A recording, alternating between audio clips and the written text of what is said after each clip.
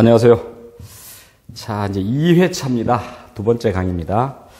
자, 제가 이제 세 번째 2회, 3회는 우리 교주께서 만들어 놓으신 웃음종교 10계명이라고 했어요.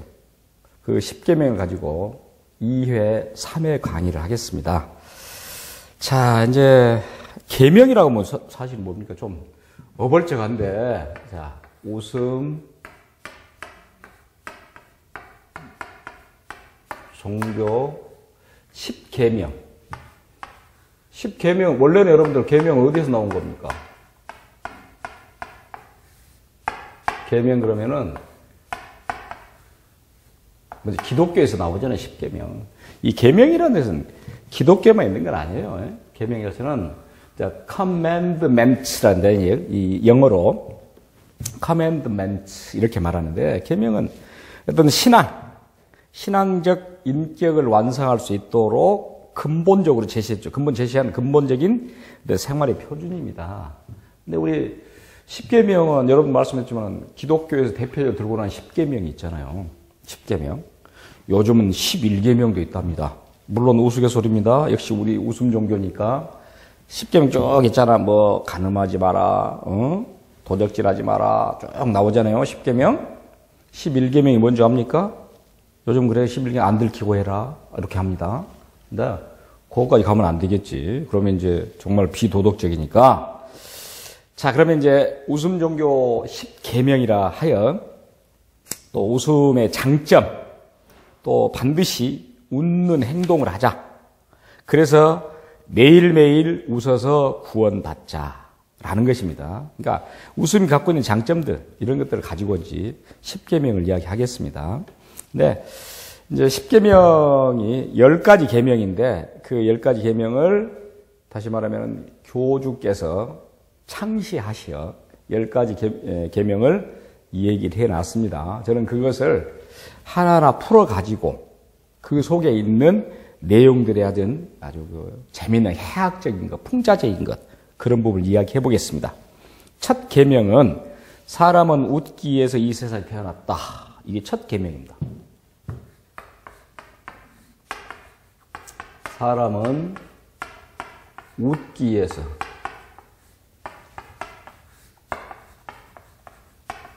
이 세상에 태어났다.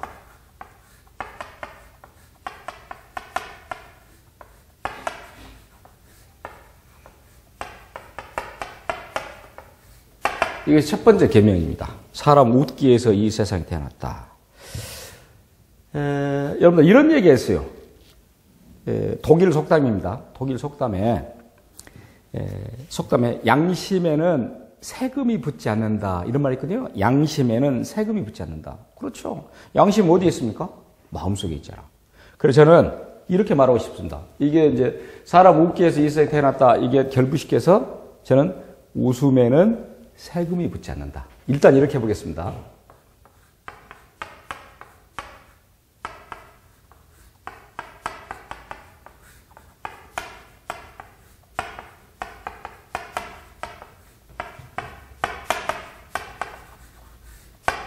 자, 여러분 보세요.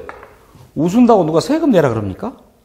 또 웃은다고 해서 누가 잡아갑니까? 아니잖아요. 또 우리 잘 쓴 말 있잖아요. 웃는 얼굴에 침을 못 뱉는다 그랬잖아요. 물론 안 좋은 웃음도 있습니다. 영어로 laugh at 그래요. laugh at 무슨 말입니까? 비웃는다는 것이야. 응? 이제 그건 안 되지. 그런 아주 웃는 정말 웃으려면 어떻게 웃어야 됩니까? 어린애처럼 천진난만하게, 혹은 또 아까 제가 말했죠, 홍소란 말이죠. 홍소. 원래 홍소라는 것은 다시 한번 한자로 써보겠습니다. 홍소인데 이 홍자가 떠들썩할 홍자야. 많은 사람이 입을 대고 있잖아요. 많은 사람이 입에서 뭔가를 하고 있잖아요. 많은 사람이. 그럼 떠들썩할 거 아닙니까? 그 다음에 웃을 소자니까 떠들썩하게 웃는 것이야. 그러니까 이렇게 떠들썩하게 웃어. 또 천진난만하게 웃어. 또 입을 크게 벌리고 웃어. 그런 웃음을 누가 그런 웃음에 세금을 붓겠냐. 붙지 않는다는 거죠. 그리고 결국 우리는 그렇게 웃기 세상에 태어났으니까 웃다 가자는 것이죠. 그럼 어떻겠습니까? 아무래도 아까 과학적인 여러 가지 근거를 들었습니다만은 더 젊어지고, 더 모든 것에서 운동 효과도 있고, 많은 거, 이런 마음은, 그런 얘기를 하잖아요. 배꼽 잡고 웃는다 그러죠. 또 배꼽이 빠질라. 배꼽 물론 안 빠집니다. 빠지는 않아요. 근데 배꼽 잡고 웃는다? 그러면 굉장히 박장대소한다는 뜻이에요. 그럼 어쩝니까? 제가 볼 때는 그보다 더 좋은 운동 효과는 없다 그래요. 왜? 운동이라는 건 대부분 육체만 건강하게 만들겠지만은 웃으면 어쩝니까? 배꼽 잡고 웃으면은 마음도 건강해지는 것이에요. 아까 말한 엔돌핀도 생길 것이고, 그 불쾌한 그런 호르몬을 감소한 것이고, 그럼 뭐 일석이조가 아니라 일석또2조 이야기 됐네요. 일석이란 말도 했네. 교주 이름을 함부로 부르면 안 되는데 자꾸 나옵니다. 일석이조. 근데 일석은 빼고 3조, 4조 이렇게 갈까? 그러든지 아예 그냥 누이 좋고 매부 좋고 이렇게 말할까? 하여간 저 계속 이야기하겠습니다. 다소 이제 불경죄에 해당되더라도 얘기를 하겠어요. 여튼 그래서 양심에는 세금이 붙지 않는다. 오히려 그것은 저는 웃으면 세금이 붙지 않는다. 그리고 기왕 웃을 때 어떻게 웃자? 크게 웃자. 그래서 우리는 이 세상에 태어났다는 것 자체를 웃음이라는 거, 웃기 위해서 태어났다라고 정의를 해보자. 그 제1조가 10계명, 제1계명이 사람은 웃기 위해서 이 세상에 태어났다라는 것입니다. 제1계명이. 그 다음에 제2계명으로 가볼까요? 한 번뿐인 삶이다. 웃음의 자유를 누려라. 자, 한 번뿐인 삶이다. 한 번뿐인 삶이다. 웃음의 자유를 누려라.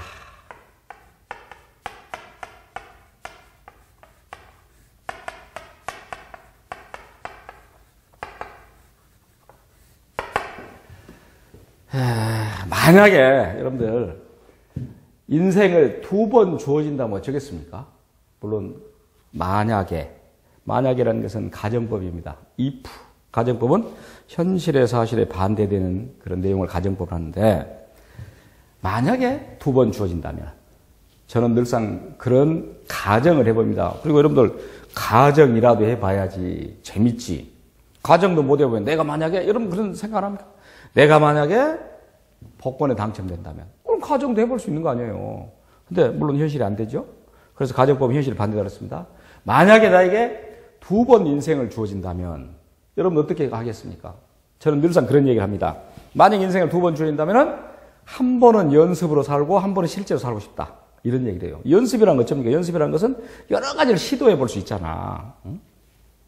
그러니까 어떤 맥락에서는 배우들의 삶이 굉장히 즐거운 삶이라고 생각해요. 배우들은 여러 가지 삶을 살아볼 수 있잖아요. 물론 연기입니다만은 뭐 대통령도 돼볼 수 있고 거지도 돼볼 수 있고 왕도 돼볼 수 있고. 저는 꼭 만약에 연극을 한다면은 왕이 한번 돼보고 싶어요. 왕이. 왜? 평상시 못하니까. 그러듯이 2번 인생에 주어진다면은 어떻게 하겠어요? 한 번은 연습, 한 번은 실제. 불행하게도 한 번만 주어집니다. 그리고 아까 제가 말씀드렸습니다마는 우리 인생은 짧습니다. 대부분 그런답니다. 우리 생물학적으로 어떻게 사냐? 일단 성장 기간이 있어요. 성장 기간. 이 성장 기간 곱하기 5. 이렇게 하면 수명이답니다. 수명. 그리고 우리 인간은 성장 기간이 대략 한 20년. 그렇죠. 20세가 되면은 다 성장이 끝나잖아요. 그럼 곱하기 5 보세요. 그럼 얼마입니까? 그래서 나온 기간이 100년입니다. 100년. 자, 그런데 제가 100년을 더 잘 살 수 있는 내용들 한번 이야기해 볼까요? 물론 한 번뿐인 삶인데 즐겁게 살면서 100년 이상도 살아보자 라는 맥락에서 제가 말씀드린 것입니다. 네, 100년 이상으로 살 수 있는 것은 익히 우리가 한번 해프닝으로 끝나게 됐고, 물론 아직도 진행형입니다. 저는 또 아주 단언컨대 앞으로의 기술은 지금까지 여러분들 뭡니까? IT잖아요, IT. 인포메이션 테크놀로지. 지금 정보죠. 정보통신 이쪽이죠. 근데 ITD에서 나올 내용은 뭐 제가 단언하지 않아도 이미 이제 BT로 가고 있습니다. 바이오 테크놀로지. 그 다음에 생명공학이라 라는 것입니다. 바이오테크놀로지. 이걸로 가고 있어요, 지금 이제. 그러면 바이오테크놀로지 이렇게 가고 있는 데서 그 핵심에 있는 것이 뭐였습니까, 여러분들? 우리 앞전에 해프닝이라고 제가 말했죠? 바로 줄기세포 논란입니다. 또 줄기세포와 관련돼서 우리들에게 정말 더 삶을 연장시킬 수 있는 희망을 줬던, 아니 실제 그렇게 할 수 있는 그런 내용이 게놈 지도입니다. 자, 제가 이 두 가지를 가지고 한 번뿐이지만은, 한 번뿐인 우리 인생, 삶, 물론 웃음의 자유를 누리고 당연히 살아야 되겠고, 줄기세포와 게놈 지도를 가지고 간략하게 말씀드려보면은, 줄기세포란 뭔지 압니까? 여러분들 스템셀이라고 그러죠, 스템.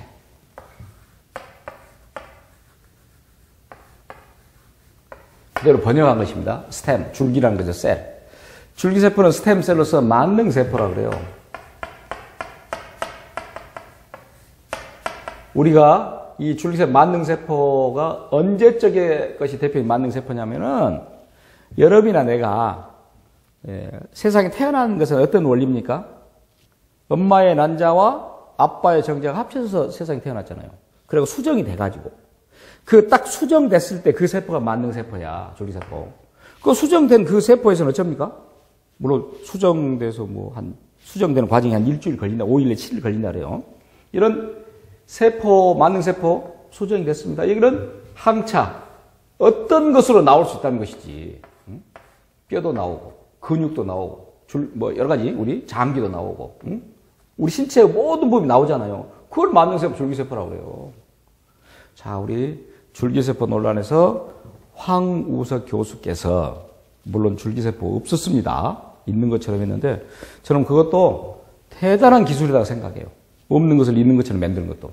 역시 세계적인 우수음악 종교로서는 아주 1등 공신한 사람이요. 재밌었잖아요. 웃었잖아요. 다소 이제 웃음 뒤에 좀 씁쓸했지만, 어찌됐든 간에, 그래서 네이처집니까? 무슨 잡지입니까? 거기 실어가지고 정말 세계적으로 센세이션을 했잖아요. 그리고 한국의 아주 대표적인 석학이로서 우뚝 섰고, 물론 나중에 뻥이라고 밝혀졌지만 어쨌든 재밌었잖아요. 어떻게 그 양반이 했냐면 이렇게 했어요. 일단 난자가 있잖아요. 우리 인간의 난자, 동물의 난자라고 앉아 있는데, 이 난자 속에 핵이 있어요. 핵. 이걸 꺼내. 물론 그것도 이제 그 당시 말했던 그 젓가락 기술도 알잖아요. 한국인은 젓가락을 그러니까 이 젓가락 기술이 있기 때문에 핵을 잘 꺼낸다. 동물의 난자는 딱딱하답니다. 저는 안 봤습니다. 동물은 딱딱해서 안 으깨어진다. 근데 인간의 난자는 젤 상태다, 젤. 그래서 젤 상태이기 때문에 흐물흐물하다고 말이야. 깨질 수 있어요. 근데 이것을 잘 꺼내야 돼, 핵을. 꺼내고, 젓가락 기술 꺼내고, 여기다가 환자의 체세포. 환자의 체세포라는 것은 여러분이나 나나 신체 일부분에 떼는 것이야. 그리고 체세포를 여기 집어넣어. 여기다가. 마치 정자가 들어간 것처럼. 난자를 마치 멍청이로 만든 것이야. 전기 충격을 가해. 전기 충격을 가해가지고 수정란이 되게 하는 것입니다.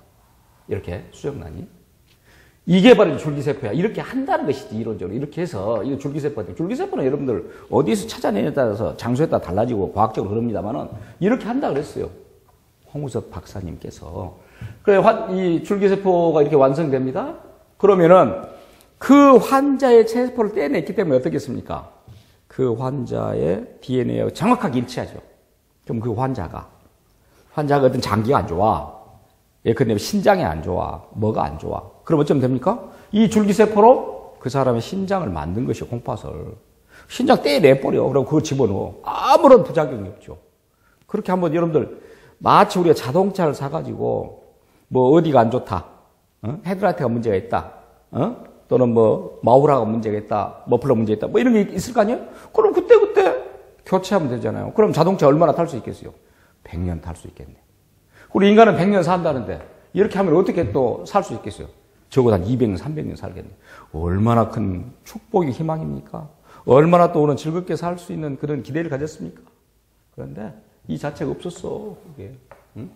소위 말하는 뻥이었어, 이게. 한바탕 웃었죠. 또 크게 우리 박장대소했죠. 역시 또 웃음을 줬기 때문에 그 웃음으로 우리는 또 많은 또 생명의 연장을 했네.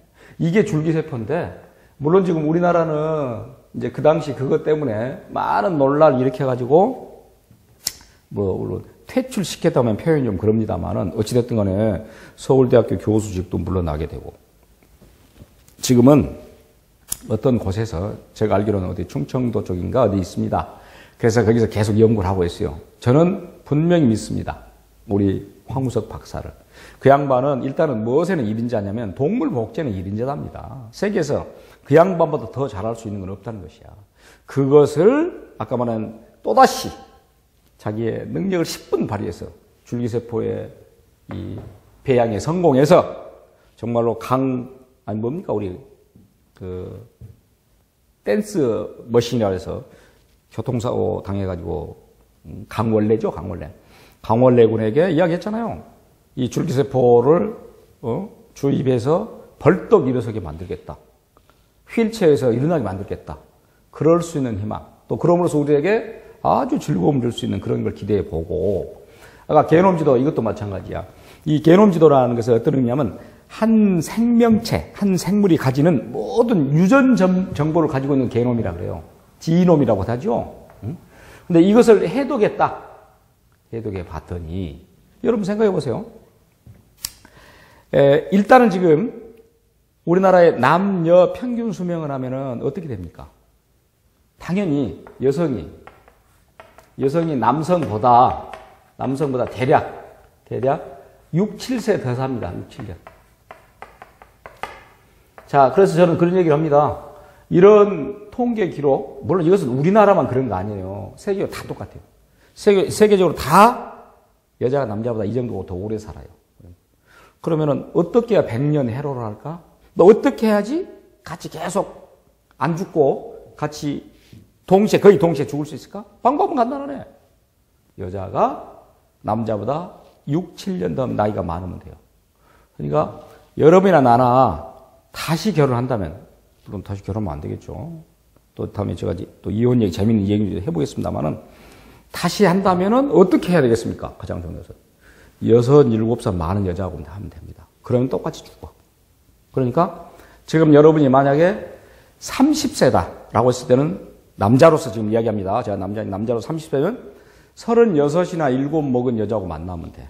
내가 25세에 결혼한다. 그럼 31세, 2세 여자를 만나면 된다니까. 그럼 100년 해로 한 거야. 방법은 이렇게 돼 있으니까 실제 그럽니다. 우리나라 지금 평균 수명이 81세 정도 될 겁니다. 81세에서 2세. 평균 수명이 100세는 아니에요. 근데 대부분 그렇게 되는데 남자는 여자보다 어떻게 해요? 남자는 77세 정도 돼요. 평균 수명이. 그럼 여자는 83세 이 정도 되고. 저희 어머니 92세 돌아가셨다니까.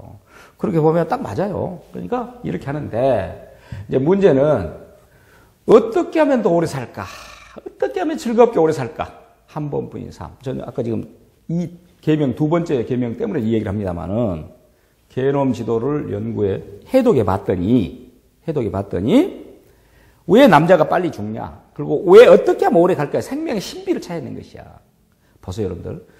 어쩔 때가 우리 가장 건강했을까? 아무런 또 어떤 외부적인 여러 가지 공격이 없었을까? 언제가 제일 깨끗할까? 막 태어난 어린애들이지. 그 막 태어난 어린애들 세포가 가장 건강한 것이야. 그런데 여러분이나 나는 어쩝니까 이제 계속 세상에 찌들고 병들고 스트레스 받다 보니까 세포가 이상하게 바뀐 것이야. 그래서 결론은 무슨 말이냐면은 우리가 왜 늙고 병들고 죽냐?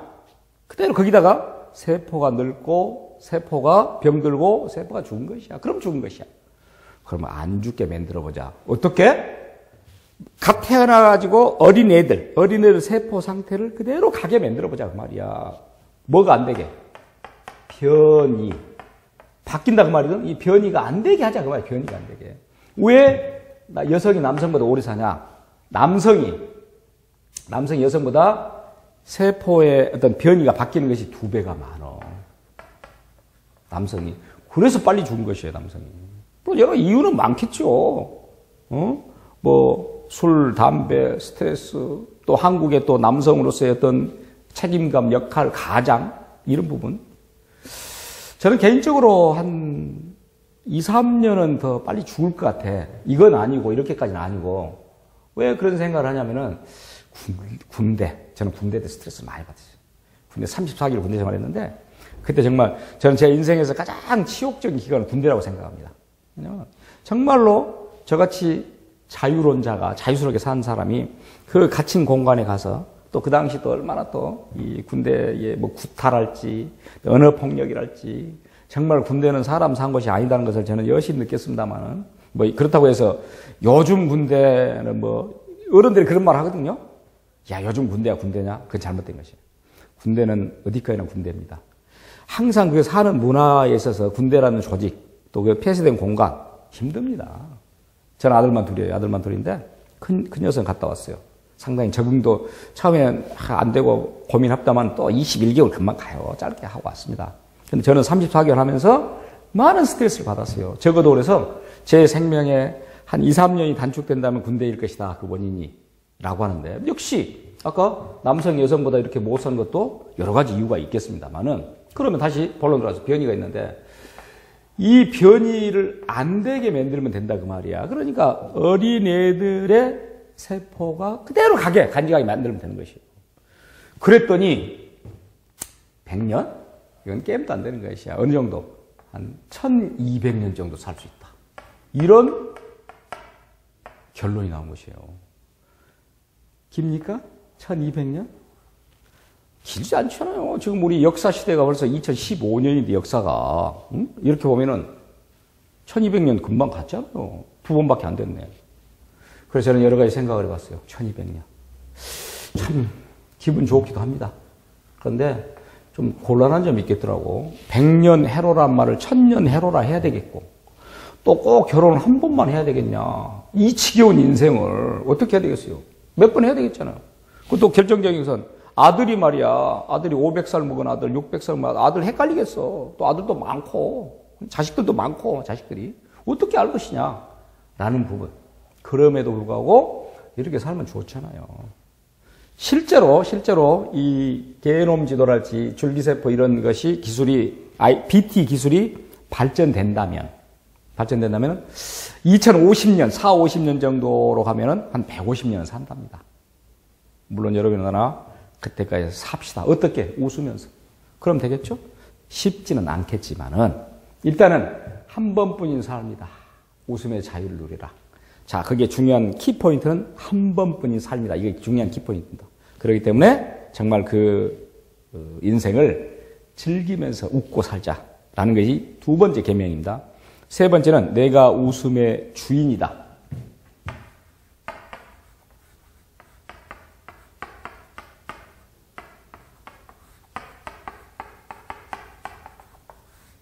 자, 내가 웃음의 주인이다. 스스로 웃음의 지존이 되라.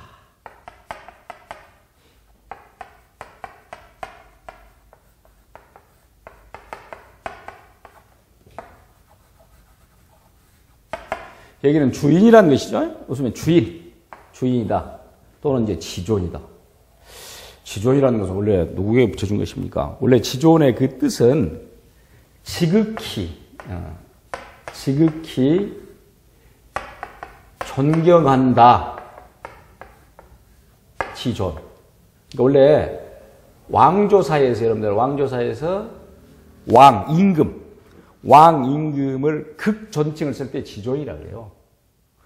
옛날에 지존파도 있었다. 그러고 보니까 우리 그 깡패들 지존파 있었죠. 좀 대단했죠, 애들은. 응?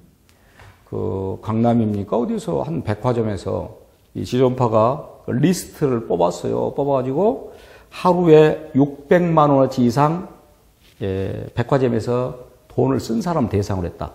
그래서 그 사람들 납치해가지고 물론 역시 이제 이런 범죄는 오래 못 갑니다. 지존파가 아니라 완전히 이 지존파라고 했던 애들은 거의 지리멸렬하고 다 사형당하기도 하고 했습니다만은 지존이란 말은 굉장히 그런 의미로서 단어 자체는 굉장히 좋은 단어입니다. 그래서 결국은 웃음의 지존이 되라. 그 말은 무슨 말이야? 웃음의 왕이 되라. 웃음의 황제가 되라. 그 말 아닙니까? 왜? 웃으면 내가 웃는 것이고 뒤에도 그런 말 나오겠습니다만은 웃음은 물질적인 재산이 아니라 비물질적인 재산인 것이에요. 다시 말하면 정신적인 재산이다. 정신적인 걸 누가 침해합니까? 누가 가져갑니까? 하지 않잖아요. 또 웃는 자유가 있잖아요. 물론 비웃지는 맙시다. 비웃으면은 내가 볼 때는 그런 아주 한자로 조소라고 그러죠. 조소. 제가 제일 싫어하는 웃음이 바로 조소입니다. 이건 절대로 해서는 안 됩니다. 이 조자는 조롱한다는 뜻이에요. 이런 조소, 이 비웃는 거, 이것은 아무리 웃음이 좋고 우리가 웃음 종교니 또 웃으면 뭐 복이 오니 하지만은 이건 복 안 옵니다. 이건 안 와요. 그리고 가장 나쁜 웃음이야. 이 웃음은 웃지 말자는 것이지. 차라리 조소를 할 바에는 우는 게 낫습니다. 이건 해서는 안 돼요. 남을 조롱하면 안 되겠죠. 그러니까 이런 미소는 미소가 아니라는 것이니까 이런 걸 제외하고는 내가 웃음의 내가 주인이며 또 웃음의 기존이기 때문에 어떤 장소에든지 웃자. 또 웃음의 어떤 전도사가 되자라는 것. 그런 맥락 때문에 내가 웃음의 주인이다. 스스로 웃음의 지존이다. 웃음의 주인공이다라는 생각. 그 계명이 세 번째 계명이었습니다. 네 번째는 웃음은 큰 욕망이다. 웃음 욕망의 영토를 넓혀라.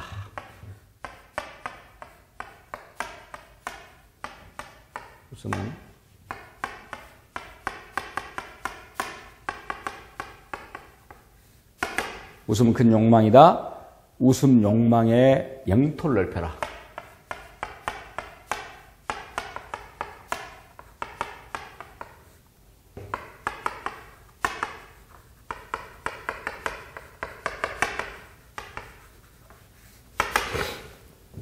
사실은 이 욕망이라는 단어, 또 영토를 넓혀라는 단어, 사실 이건 상당히 부정적인 것입니다. 어떤 맥락에서는. 그렇죠. 사람 보세요.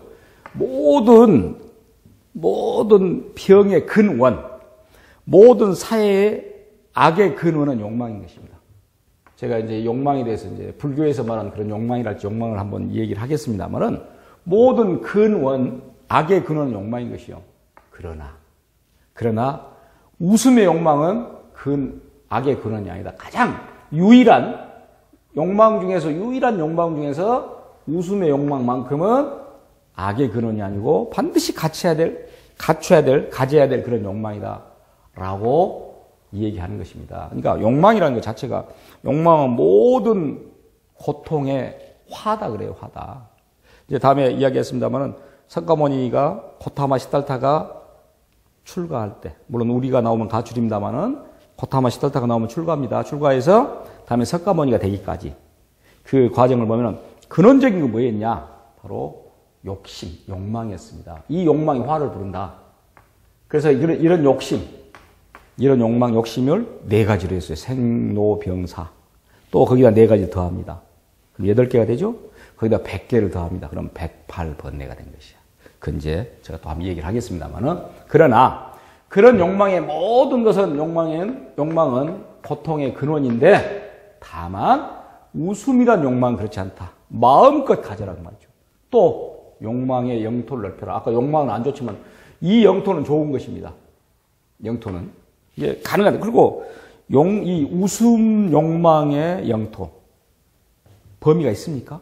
없잖아요. 웃음 욕망의 영토의 범위 어디 있어요? 그건 무한정 가질 수 있는 것이죠.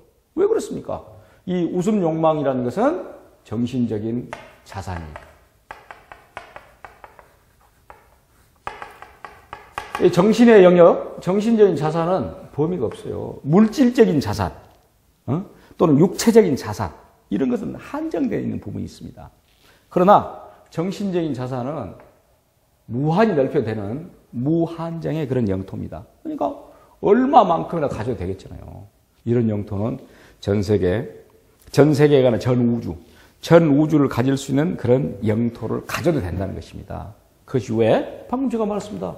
이런 정신적 자산이라는 것은 리미트, 한계가 없기 때문에, 또 그렇게 가야 되는 것이기 때문에. 그래서 여러분들은 제4계명에 욕망이라는 단어가 들어가 있습니다만은, 그럼에도 불구하고 욕망의 부정적인 의미를 지우기 위해서는 웃음의 욕망, 웃자는 것입니다. 이 웃음의 욕망은 가능하다면 많이 넓혀라. 많이 가져라. 이런 욕망은 부단히 취해라. 그리고 그런 웃음 욕망의 영토는 넓힐 수 있는 범위까지는 다 넓혀라. 끝까지 없이 넓혀라. 그러면서 웃음 공화국, 웃음 제국으로 만들자. 제가 그래서 교주님이 저한테 이런 얘기를 했어요. 웃음 공화국의 교육부 장관입니다, 제가.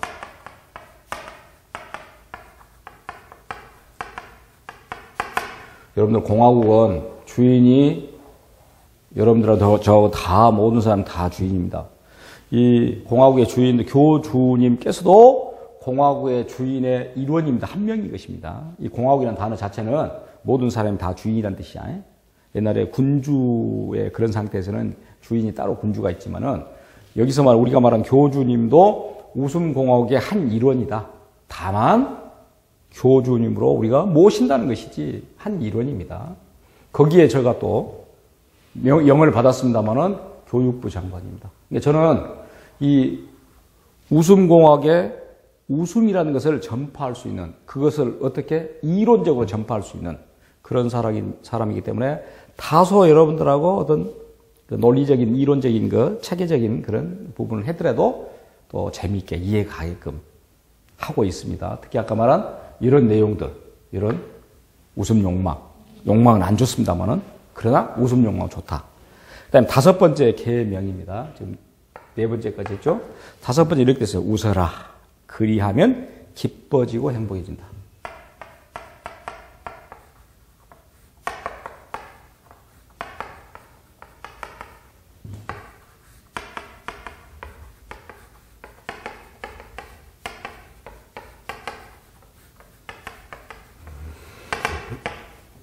저는 여기서 제일 이제 좋아하는 단어는 행복입니다. 해피니스라고 그러죠. 해피니스. 행복인데, 일찍이 여러분들, 앞서 내가 그리스 아테네의 철학자들 이야기를 했죠. 아테네 철학자들에서 소크라테스, 그 제자가 플라톤이고, 플라톤의 제자가 아리스토텔레스입니다. 그 아리스토텔레스라는 사람이, 역시 이제 아리스토텔레스는 그 세 철학자, 소크라테스, 플라톤, 아리스토텔레스, 실제로 여러분들, 우리나라, 동양에서는 공자, 맹자, 이렇게, 순자 이렇게 가잖아요. 근데 공자는 맹자, 공자 제자고, 또, 순자는, 맹자 제자다. 그건 아니에요. 그건 아닙니다.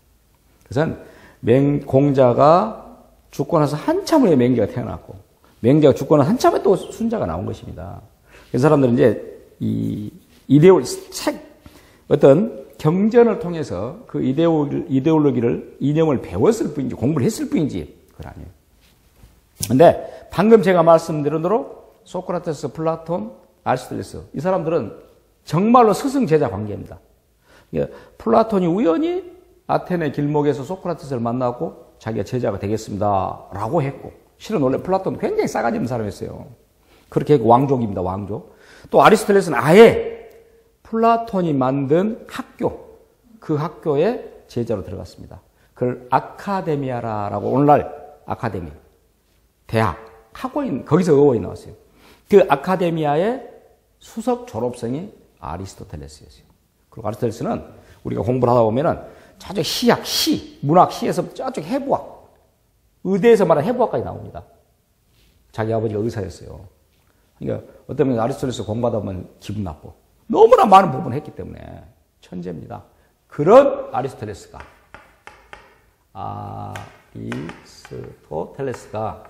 어떤 얘기를 했냐?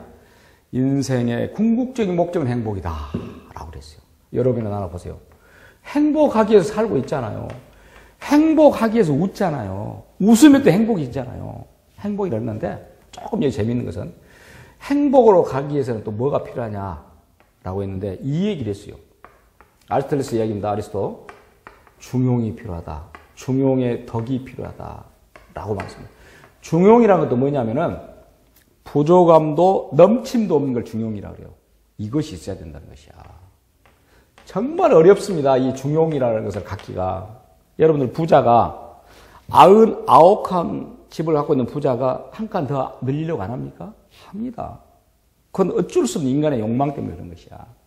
물론 웃음의 욕망은 좋다 그랬습니다. 그 욕망, 물질적인 욕망은 죄를 잉태한 것입니다. 그런데 이 중용이라는 것은 부족함, 과도, 부족함도, 넘침, 과도, 넘침이죠. 그 다음 불급, 부족함도 없는 상태. 중간은 아닙니다. 중간이 아니야. 중용이란 중간이 아니라 어떻게 말할까?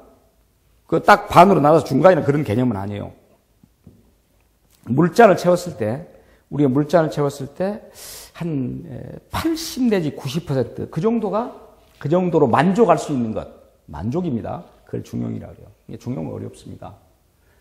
여러분들 우리나라의 지금까지 로또 복권 사상 가장 많은 액수가 당첨된 것이 제 기억으로 407억으로 알고 있습니다. 407억. 세금 다 떼고 그때는 22.2%였습니다. 세금 떼면 317억. 그 당시에 금리로, 지금 금리가 많이 떨어졌습니다만은 307억을 그대로 정기예금으로 은행에 예쳐놓으면은 하루에 이자가 450만 원이었어요. 자, 그 사람 행복할까? 제가 그 얘기를 하는 것입니다. 그 양반, 그분은 뭐 경찰관 출신이라 그러죠? 근데 당첨된 이후 강원도 쪽인가 산다 그랬어요. 어디에 산 줄 모른답니다. 혹자는 이민을 갔다. 혹은 뭐 타워 팰리스에 산다 이런 얘기 듣는데 결정적인 건 자기 자식들이 외출을 못 한답니다. 학교를 못 간답니다. 왜? 납치 위험 때문에. 행복할까요? 물론 그렇더라도 한번 맞고 싶죠. 한번 맞아보고 싶죠, 사실은. 응? 근데 제가 말하고 있는 것은 과연 중용이라는 것이 어느 정도냐. 실제 또 앙케이트 조사를 해봤대요. 로또 복권이 어느 정도가 가장 행복의 지름길, 어느 정도 좋겠는가 했더니 우리나라 국민들 가장 많은 퍼센트를 차지한 건 30억이었답니다. 글쎄요, 30억 크죠. 30억 큽니다. 그 정도 돼야지 행복하게 살 수 있다. 어렵습니다. 근데 중용의 덕으로 가기 위해서는 또 필수인 것은 이성을 가지고 있어야 돼요. 이성의 작용. 결국은 이성입니다. 이성이라는 사고하는 능력인 것이 우리가 사고하는 힘. 그런 사고하는 힘이 있어야지 이성의 반대말 감성이라고 그러죠. 그것은 그냥 생각 안 하고 하는 것이잖아. 이게 깊은 사고가 있어야 중용으로 가고 그리고 행복해지는 것이야. 그럼으로써도 우리 인생 자체가 아주 해피하게 되는 것이죠. 그러기 위해서는 어찌해야 된다? 교주님 말씀대로 웃어라. 웃으면은 아리스토텔레스가 말한 바 행복으로 초대된다. 그런 뜻입니다. 이런 제가 이성의 작용으로 중용의 덕으로 행복을 가는데 이거 생략합시다. 이성, 중용, 생략하고 그냥 웃자. 웃음이 어디로 간다? 행복으로 간다. 이렇게 이야기할 것이에요. 그러니까 우리 인생은 궁극적 목적이 뭐냐 그 말이에요. 여러분 나라 궁극적 목적은 행복 아닙니까? 그렇게 행복하기 위해서는 제5계명, 5계명 웃어라. 그리하면 기뻐지고 행복해지리라. 진다 이런 뜻입니다. 그래서 우리 10계명을 지금 공부하고 있습니다. 10계명을 여러분과 같이 이야기하고 있습니다. 정확히 말하면. 그래서 10계명 중에서 5개 계명까지 이제 봤습니다. 거기에 제가 이제 재미를 더욱더 붙이기 위해서 여러 가지 내용들을 이야기하고 있습니다. 그리고 또 모든 종교가 다 그러듯이 계명이 굉장히 중요하죠. 그런데 물론 우리는 이 계명대로 뭐 아주 엄격하게 생활에 규준을 삼고 표준을 삼아서 하자는 거 아니고 궁극적인 거 다 뭡니까? 다 1계명부터 지금 5계명까지 이야기했습니다만은 딱 결론 하나네. 웃자. 그리하면 행복해진다. 웃자. 그리하면은 모든 것이 자유를 누려진다. 또 모든 것은 웃음의 내가 주인으로서 모든 것은 웃음이다. 또 웃음의 욕망이다. 다 웃자는 것 결론 아닙니까? 그래서 일단은 10계명 중에서 5개를 봤습니다. 그 나머지 또 5개를 재미있게 여러분들 같이 전개시켜 보겠습니다. 감사합니다.